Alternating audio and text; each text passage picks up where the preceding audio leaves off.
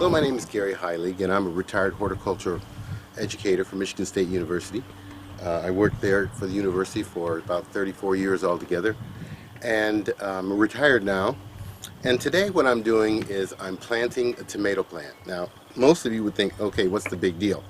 But right now it's April 15th in Michigan, and we can still get snow here. So I'm going to show you how you can plant a tomato and keep it alive even if it snows and freezes at night. Now, this is for fun, so it's not done for economic reasons, but I will tell you what this is going to cost as we go along. So let's get started. This is the pot that I'm using. It's a 25-inch diameter pot and about 20 inches deep. It's filled with a Miracle-Gro potting soil. And if you were putting something in here that did not require as much root space, like lettuce or something like that, you could fill maybe half the container with those packing peanuts in a plastic bag, and that way you can save on soil.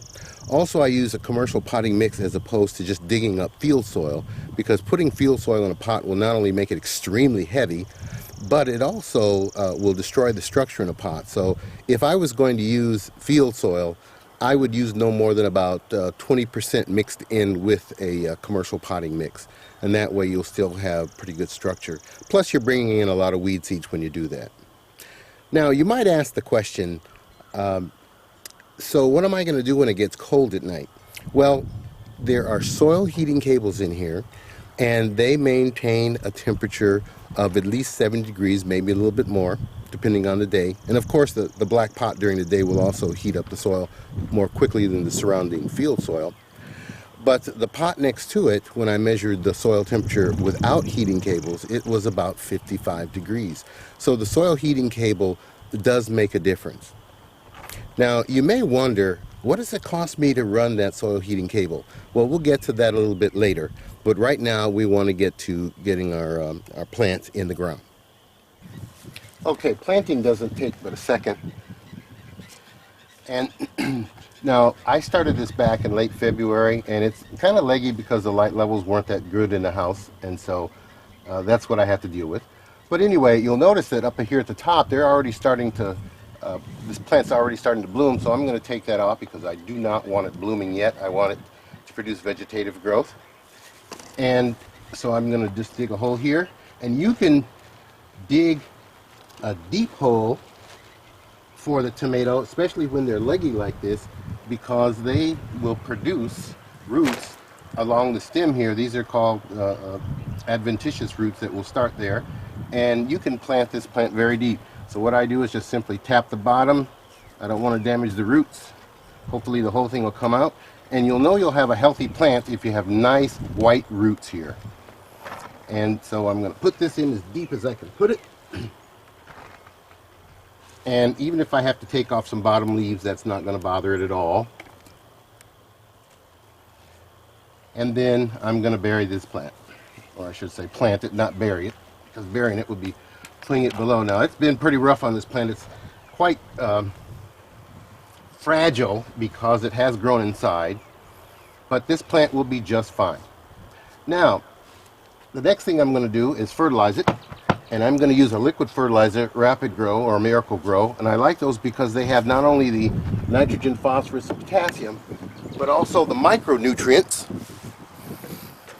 And the micronutrients are things like molybdenum and manganese and various other things, copper. And in a container like this, it's very important that you have all the nutrients. So I like to also use a liquid fertilizer simply because I'm less likely to burn the plant, because in a very small container like this, using a dry fertilizer, it's easy to overdo it. So I'm going to give it a good watering. I'm going to use a whole gallon. Now you might be asking the question, if this grew inside, has it been hardened off? And that's a process where the plant is slowly acclimated to the outdoors by reducing the amount of fertilizer you give it and increasing the amount of direct sunlight. If I were to put this tomato directly in the ground, because it has a thin cuticle, because it was grown inside, it would dry out very quickly from the sunlight, and it just would not transplant well at all. But it doesn't matter, because of what we're going to do to this plant next. So now that the tomato is planted, the next thing we have to think about is protection. It still gets down into the 30s at night, and as I mentioned before, we can get snow, we can get freezing rain. There's all kinds of things that we can still get here in late April, so we need to protect it. And one of the ways that I'm protecting this tree is using this product called the wall of water.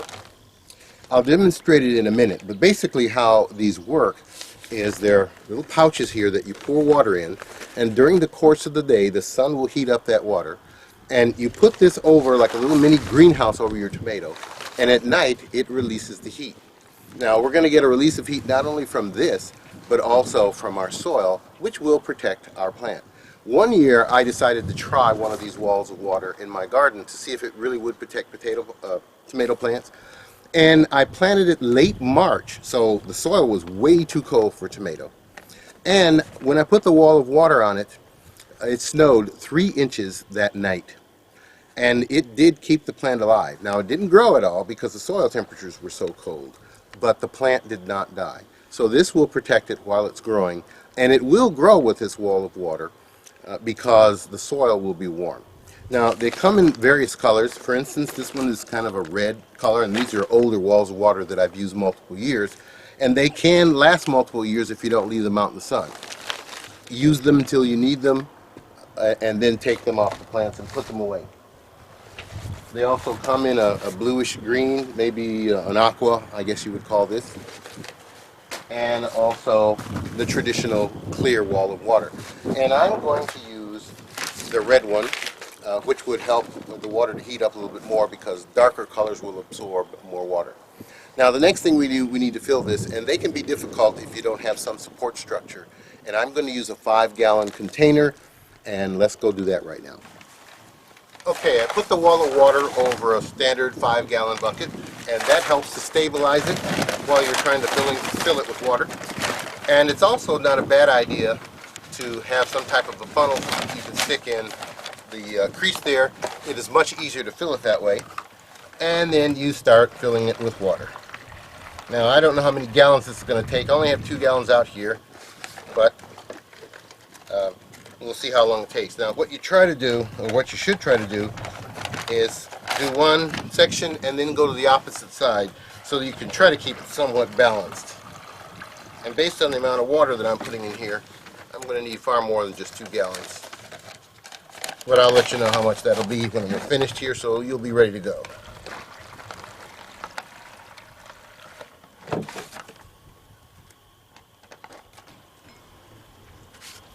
Now I ended up using a little bit over 2 gallons, maybe 2.5 gallons.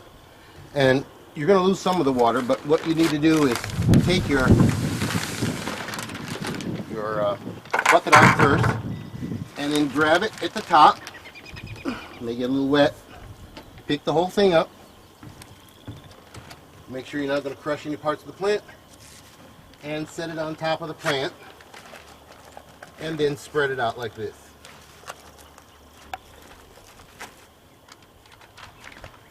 And if you put a lot of water at the top of the TP, all the way to the top of the TP, then what will happen is it will be more open.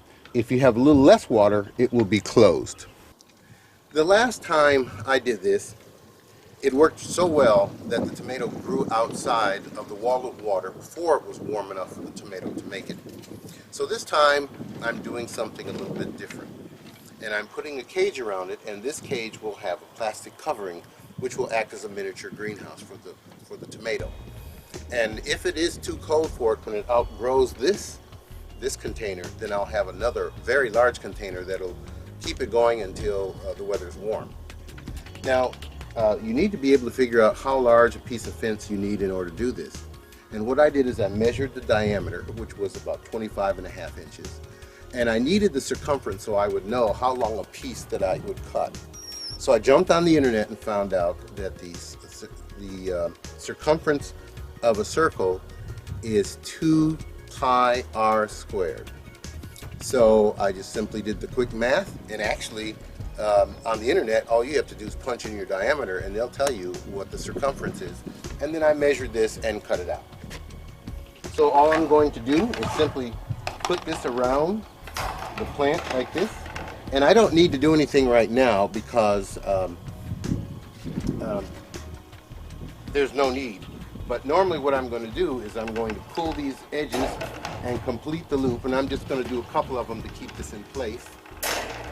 And then what I will do is I will take a piece of plastic and I will make that plastic the size that will fit over this, and I will sew it along the seam and then around the top seam.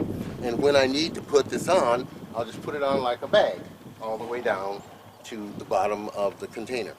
So this will just sit here, and I'm not going to lock it because I need to be able to get to it to water the plant and fertilize and those types of things.